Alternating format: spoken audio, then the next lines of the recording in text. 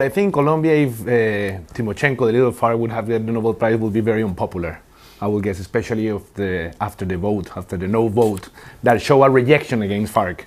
And now we need to see how the no vote is going to react to this international pressure, because the way it will be read in Colombia is that it's international pressure to advance in the peace process. Well, the person leading the campaign to vote no was Álvaro Uribe, the former president, and many, including you, I think, a few days ago, were saying that the rejection of this plebiscite was actually a vote against President Juan Manuel Santos. Yes, absolutely. And now the question is, I will say, just how much the international pressure is going to affect the peace process.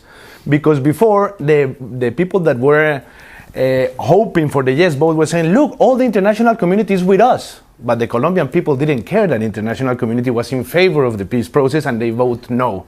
But that vote no doesn't necessarily mean there'll be a return to conflict, does it? Yeah, no, absolutely. And I think it's very important to have this clear. At the moment, what we have in Colombia is a political crisis and not a military crisis. There's still the ceasefire in place.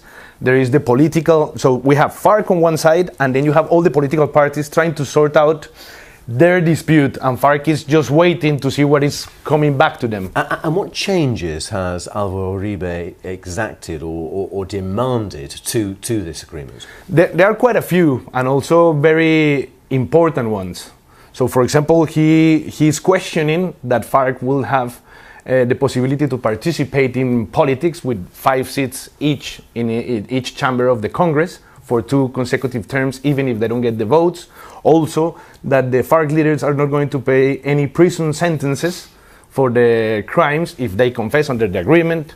And there is also loads to do with land reform, and also with the special tribunal that is going to judge not only FARC, but every factor of the war in Colombia, or every part of the war in Colombia. And strangely, Hernando, I mean, this was signed off, wasn't it, by Timochenko and Juan Manuel Santos, and the plebiscite, the referendum, isn't legally binding.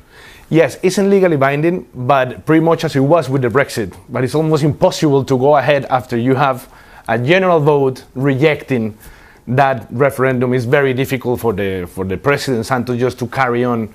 But that's what FARC wants at the moment.